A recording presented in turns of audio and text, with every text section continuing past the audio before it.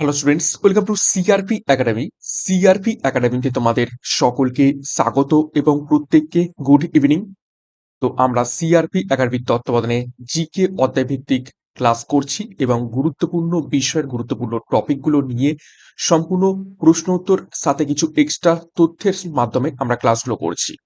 এবং upcoming Kolkata police, West Bengal police, clerkship, miscellaneous, railway, SSC সমস্ত পরীক্ষার জন্য এই সমস্ত জিকে অধ্যায়ভিত্তিক ক্লাসগুলো খুবই খুবই ইম্পর্টেন্ট। তো সন্ধ্যা 6টা থেকে এই সমস্ত বাছাই করা প্রশ্ন উত্তরের ক্লাসগুলো চলবে।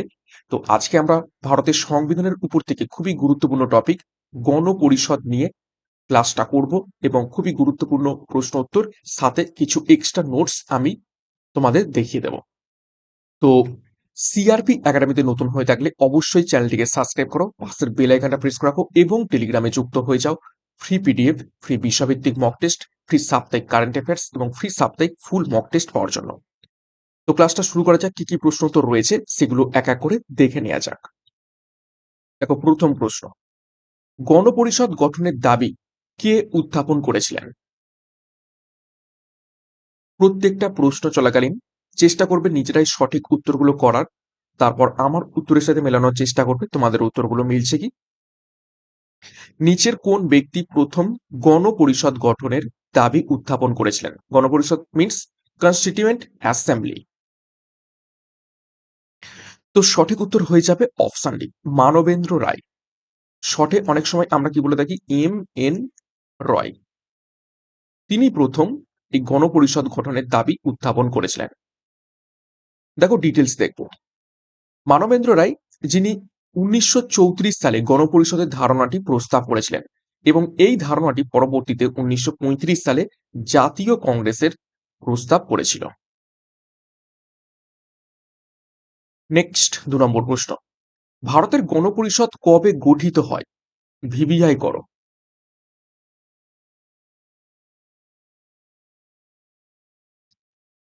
নিচের কোন সালে কোন তারিখে গণপরিষদ গঠিত হয়?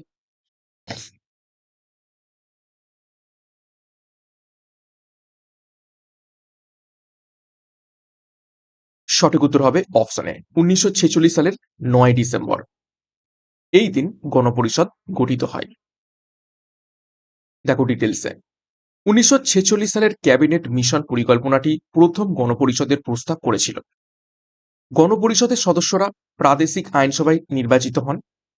ভারত ভাগের পরে গণপরিষদের সদস্য সংখ্যা ছিল 299, যাদের মধ্যে 284 জন প্রকৃতপক্ষে 1949, ঠিক আছে, 26শে নভেম্বর উপস্থিত ছিলেন এবং অবিভক্ত ভারতের জন্য নির্বাচিত ভারতীয় পরিষদের চূড়ান্ত অনুমোদিত সংবিধানে স্বাক্ষর করেছিলেন।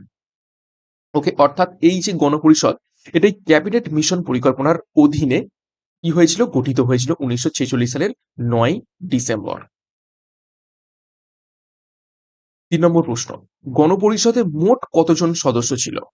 প্রশ্নটা ভালো করে দেখে উত্তর করবে।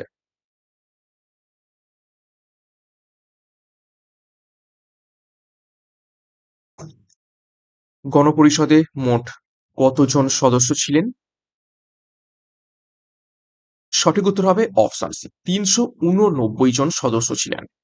ডিটেলসে দেখবো। দেখো দেখো 11টি ব্রিটিশ শাসিত প্রদেশ থেকে 292 জন, এবং এই 292 জনের মধ্যে দেখো কিভাবে ডিস্ট্রিবিউট হয়েছে, 210 জন জনসাধারণ, 78 জন মুসলিম এবং 4 জন শিখ ছিলেন। দেশীয় রাজ্যগুলো থেকে 93 জন এবং চিফ কমিশনার শাসিত প্রদেশ যেমন দিল্লি, আজমের, মারওয়ার, কুর্গ এবং বালুচিস্তান থেকে 4 জন নিয়ে মোট 389 জন সদস্যের ভারতীয় গণপরিষদ গঠিত হয়। ঠিক আছে, 292, এদিক থেকে 93, আর এখান থেকে 4, তাহলে দেখবে যোগ করে দেখবে কত হয়, 389 এখান থেকে হচ্ছে। ওকে, তো 389 জন টোটাল সদস্য ছিল গণপরিষদের। নেক্সট দেখো, 4 নম্বর প্রশ্ন, গণপরিষদের নির্বাচিত সদস্য সংখ্যা কত ছিল?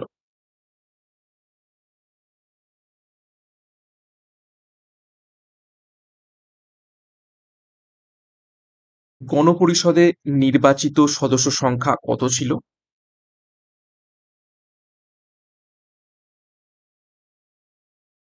তো নির্বাচিত সদস্য সংখ্যা ছিল অপশন ডি 296 জন। 5 নম্বর প্রশ্ন, গণপরিষদের খসড়া কমিটির চেয়ারম্যান কে ছিলেন? ভিভিআই প্রশ্ন এবং বহুবার প্রশ্নটা পরীক্ষায় এসেছে।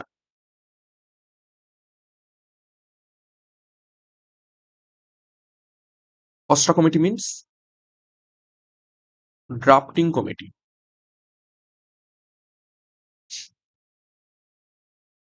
তো সঠিক উত্তর হয়ে যাবে option B, doctor B R Ambedkar ছিলেন গণপরিষদের খসড়া কমিটির চেয়ারম্যান। 6 নম্বর প্রশ্ন, দেখো গণপরিষদ কবে ভারতের জাতীয় পতাকা গ্রহণ করেন? নিচের কোন সালে কোন তারিখে গণপরিষদ ভারতের জাতীয় পতাকা গ্রহণ করে?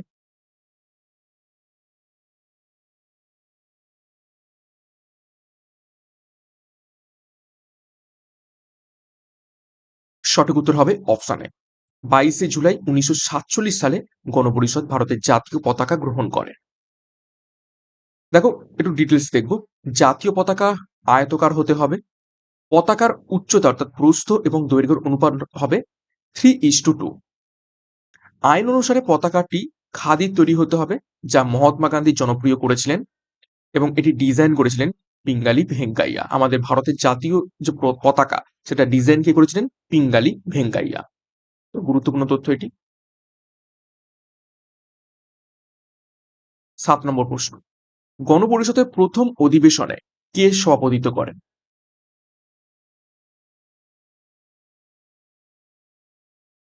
গণপরিষদের যে প্রথম অধিবেশন অর্থাৎ 9 ডিসেম্বর 1946 সালের যে প্রথম অধিবেশন অনুষ্ঠিত হয়েছিল, সেখানে কে সভাপতিত্ব করেছিলেন? সঠিক উত্তর হবে অপশন ডি, সচিদানন্দ সিনহা। কেন? তিনি ছিলেন প্রবীণতম ব্যক্তি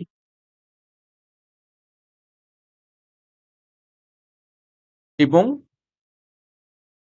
অস্থায়ী প্রথম দিনের জন্য, শুধুমাত্র প্রথম দিনের জন্য অস্থায়ী সভাপতি হিসাবে নির্বাচিত হন। ঠিক তার পরের যে সেশনটা হয় অর্থাৎ 11 ডিসেম্বর 1946 সাল, সেখানে ডক্টর রাজেন্দ্র প্রসাদ সেখানে কি হন? স্থায়ী সভাপতি হিসাবে নির্বাচিত হন। শুধুমাত্র প্রথম দিনের জন্য ডক্টর সচিদানন্দ সিনহা এই প্রথম অধিবেশনকে সভাপতিত্ব করেন। দেখো 8 নম্বর প্রশ্ন, সংবিধান সভার সভাপতি কে ছিলেন? এইবারের প্রশ্নটা দেখো।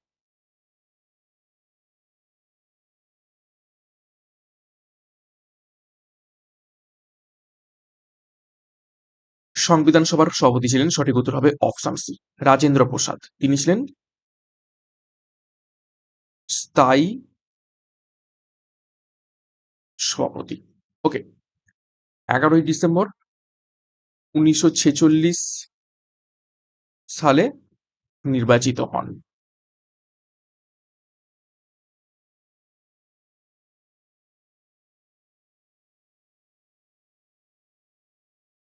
9 নম্বর প্রশ্ন, গণপরিষদের প্রথম অধিবেশন কোথায় অনুষ্ঠিত হয়?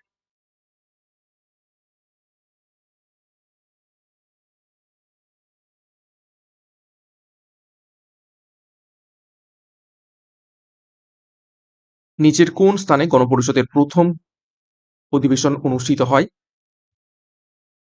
সঠিক উত্তর হবে অপশন বি, দিল্লিতে। 10 নম্বর প্রশ্ন, গণপরিষদে মোট কয়টি অধিবেশন অনুষ্ঠিত হয়েছিল? খুবই গুরুত্বপূর্ণ প্রশ্ন।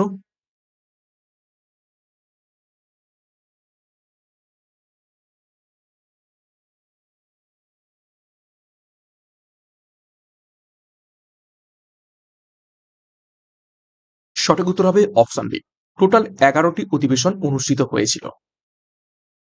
11 নম্বর প্রশ্ন, ভারতের সংবিধান রচনা করতে মোট কত দিন সময় লাগে? এটাকেও গুরুত্বপূর্ণ, স্টার মার্ক করবে, বহুবার পরীক্ষাতে এসেছে।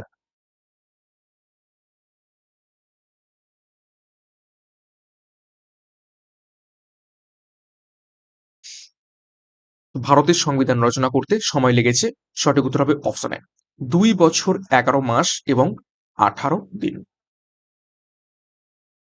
নেক্সট দেখো 12 নম্বর প্রশ্ন, গণপরিষদ কর্তৃক ভারতের সংবিধান কবে গৃহীত হয়?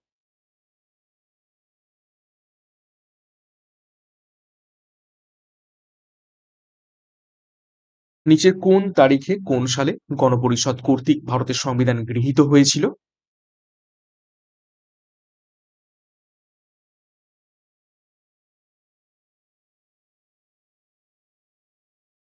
সঠিক উত্তর হবে অপশন সি, ১৯৪৯ সালের ২৬শে নভেম্বর। এবং কার্যকরী হয় কবে? ১৯৫০ সালের ২৬শে জানুয়ারি। এটা হবে কার্যকরী হয়। এবং এই জন্য ১৯৪৯ সালের ২৬শে নভেম্বরকে কি বলা হয়ে থাকে? সংবিধান দিবস। ওকে, নেক্সট ১৩ নম্বর প্রশ্ন। গণপরিষদের শেষ অধিবেশন কবে অনুষ্ঠিত হয়?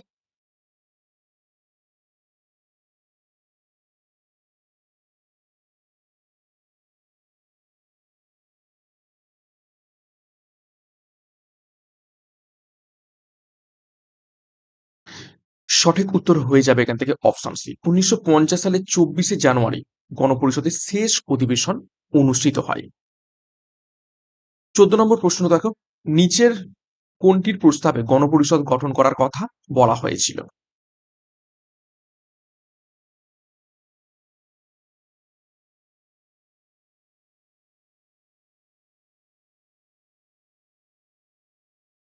সঠিক উত্তর হবে option C, cabinet mission plan, যেটি এসেছিল ১৯৪৬ সালে।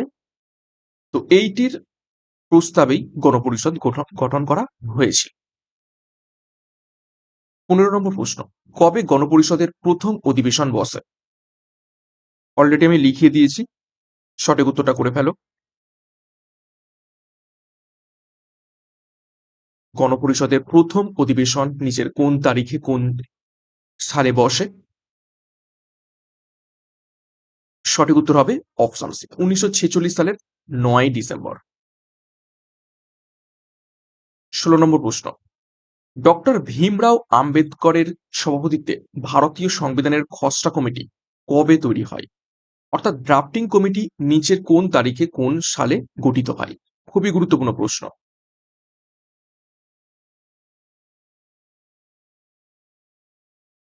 ডক্টর ভীমরাও, এটা আহমেদ হয়ে গেছে, আম্বেদকর হবে। ডক্টর ভীম রাওয়ের সভাপতিত্বে ভারতীয় সংবিধানের খসড়া কমিটি কবে তৈরি হয়? সঠিক উত্তর হয়ে যাবে অপশন সি, ১৯৪৭-এ ২৯শে আগস্ট। তারিখটা কিন্তু মনে রাখবে, তারিখটাই পরীক্ষাতে আসা। ১৭ নম্বর প্রশ্ন, গণপরিষদের সদস্যরা ছিলেন কিভাবে নির্বাচিত বা কিভাবে প্রতিনিধিত্ব করেছিলেন?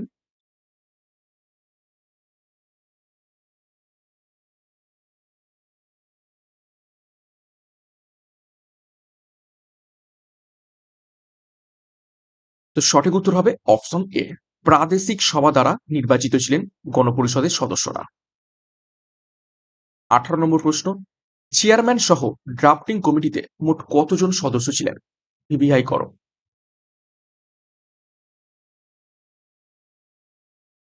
চেয়ারম্যান সহ বলেছে এখানে। যদি চেয়ারম্যান ছাড়া বলে তাহলে তার উত্তর আলাদা হবে।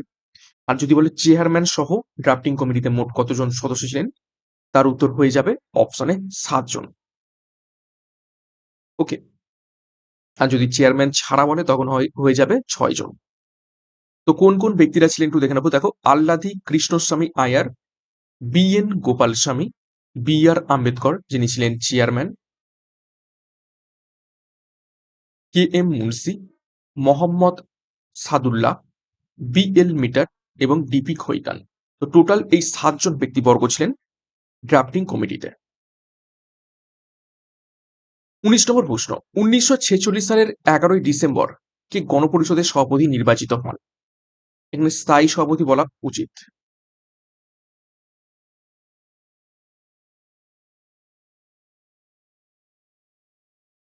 এটাও আমি লিখিয়ে দিয়েছি।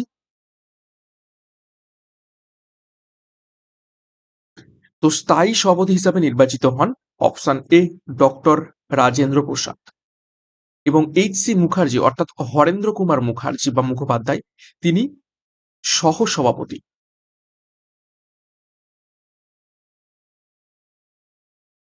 হিসাবে নির্বাচিত হন।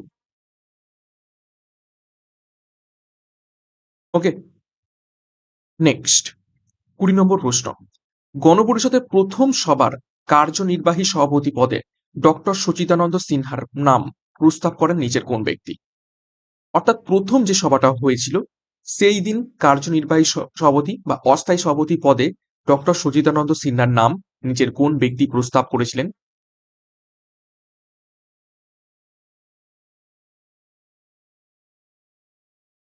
সঠিক উত্তর হবে অপশন সি, জে.বি. কৃপালিনী। 21 নম্বর প্রশ্ন। গণপরিষদে ভারতের সংখ্যালঘু সম্প্রদায়ের হয়ে প্রতিনিধিত্ব করেন নিচের কোন ব্যক্তি?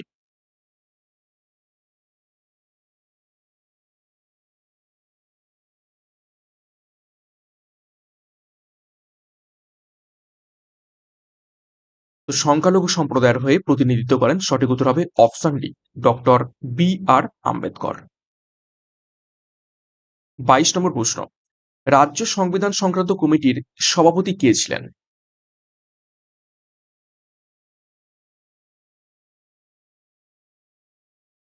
অনেকগুলো কমিটি গঠন করা হয়েছিল। তো রাজ্য সংবিধান সংক্রান্ত কমিটির সভাপতি কে ছিলেন? সঠিক উত্তর হবে অপশন সি, সর্দার বল্লভভাই প্যাটেল। 23 নম্বর প্রশ্ন। মুসলিম লীগের সদস্যগণ তাদের নাম প্রত্যাহার করে নেয়ার ফলে গণপরিষদের সদস্য সংখ্যা হয় কত?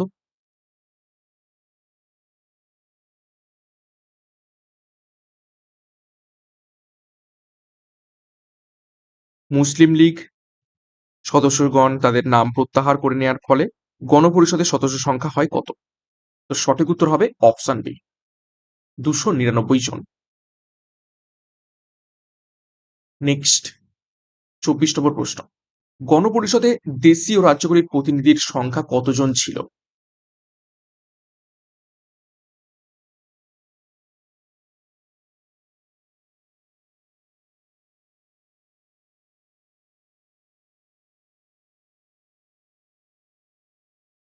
সঠিক উত্তর হবে অপশনে 93 ছিল দেশীয় রাজ্যগুলির প্রতিনিধির সংখ্যা। 25 নম্বর প্রশ্ন। ভারতের গণপরিষদে মুসলিমদের জন্য সংরক্ষিত আসন সংখ্যা ছিল কত?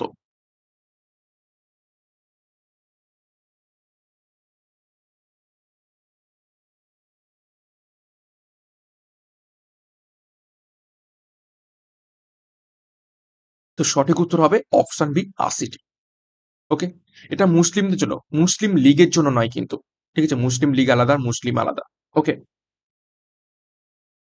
26। স্বাধীনতার পর ভারতে জাতীয় সংহতি গড়ে তোলার ক্ষেত্রে গুরুত্বপূর্ণ ভূমিকা পালন করেন নিচের কোন ব্যক্তি?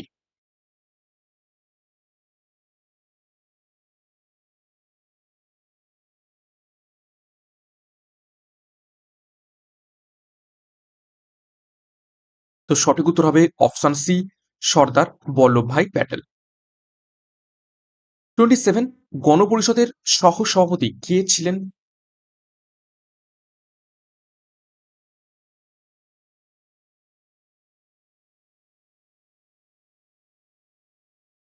নিচের কোন ব্যক্তি সহ সভাপতি হিসাবে নির্বাচিত হয়েছিলেন? সঠিক উত্তর হবে অপশন এ, হরেন্দ্র কুমার মুখোপাধ্যায়। শর্টে অনেক সময় পরীক্ষাতে এইচ.সি. মুখার্জি আসে, এইচ.সি. মুখার্জি।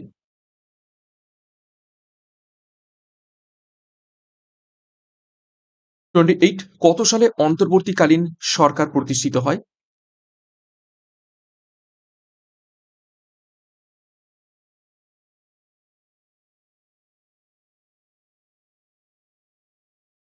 খুবই গুরুত্বপূর্ণ প্রশ্ন নিয়ে আলোচনা করা হচ্ছে আজকে।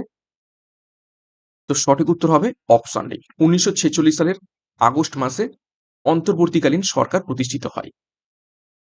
29। গণপরিষদের প্রথম নির্বাচনে মুসলিম লীগের সদস্য কতজন ছিল?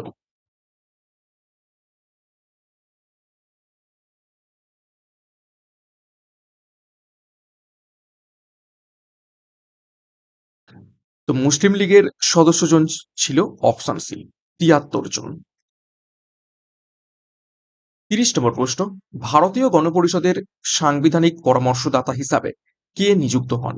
ভিভিআই করবে, খুবই খুবই গুরুত্বপূর্ণ প্রশ্ন।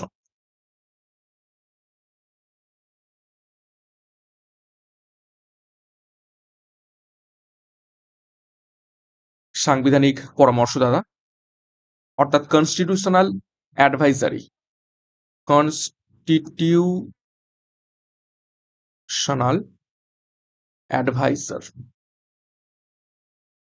সঠিক উত্তর হয়ে যাবে অপশন বি, BN রাও। ওকে, নেক্সট 31 নম্বর প্রশ্ন। ভারতের সংবিধান রচনার জন্য গণপরিষদ মোট কতগুলি কমিটি গঠন করেছিল?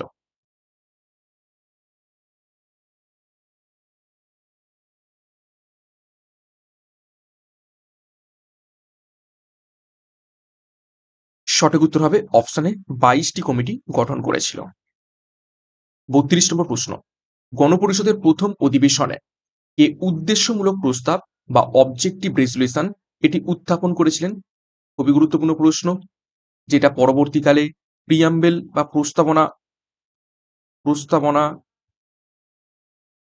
হিসাবে গৃহীত হয়।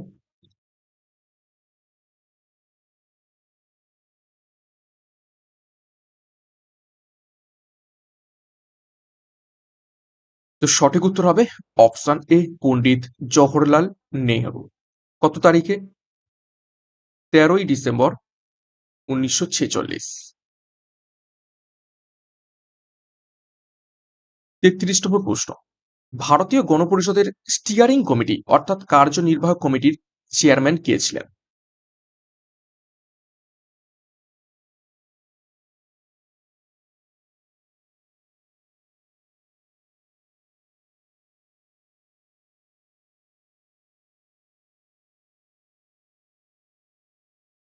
সঠিক উত্তর হবে option B, doctor Rajendra Prasad. 34। Jawaharlal Nehru গণপরিষদে objective resolution বা উদ্দেশ্যমূলক সংক্রান্ত প্রস্তাবটি কবে উত্থাপন করেছিলেন? জাস্ট লিখে দিলাম একটু আগেই। সঠিক উত্তরটা করে ফেলো প্রত্যেকেই। এই অবজেক্টিভ রেজলিউশনই পরবর্তীকালে প্রস্তাবনা হিসাবে গৃহীত হয়েছে আমাদের সংবিধানে। তো সঠিক উত্তর হয়ে যাবে অপশন বি, 13ই ডিসেম্বর 1946 সালে। 35। গণপরিষদের প্রথম সভায় সদস্য রূপে উপস্থিত ছিলেন কতজন ব্যক্তি?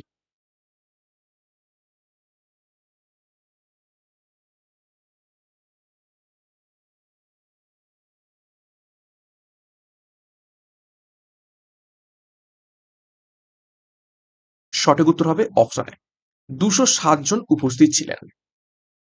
এটা হচ্ছে প্রথম সভাতে। 36। 1922 সালে নিম্নলিখিতদের মধ্যে কে এই দৃষ্টিভঙ্গি প্রকাশ করেছিলেন যে ভারতীয় সংবিধান ভারতীয়দের ইচ্ছা অনুযায়ী হবে?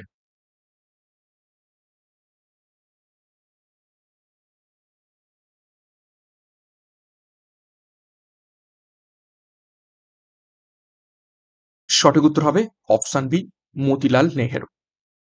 ওকে, মতিলাল নেহেরু প্রথম এই দৃষ্টিভঙ্গি প্রকাশ করেছিলেন। 37 এবং আজকের এই টপিকের শেষ প্রশ্ন। ভারতের সংবিধান কার্যকর হয় নিচের কোন তারিখে?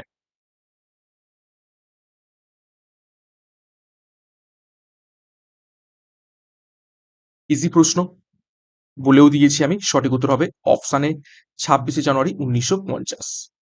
ঠিক আছে, এবং কেন এই 26শে জানুয়ারি দিনটাকেই করা হলো? কেননা গৃহীত হয়ে গেছে অলরেডি 26শে নভেম্বর 1949 সালে। তাহলে কেন আরো 2টো মাস ওয়েট করা হলো সংবিধানকে কার্যকরী করার জন্য? কেননা 1930 সাল 1930 সালের 26শে জানুয়ারি প্রথম স্বাধীনতা দিবস পালিত হয়েছিল পূর্ণ স্বরাজের মাধ্যমে। তো এই যে 26শে জানুয়ারি এই তারিখটাকেই স্মরণীয় রাখতে 1950 সালে সংবিধানকে কার্যকরী করা হয় এবং এই দিনটাকে কি বলা হয় থাকে?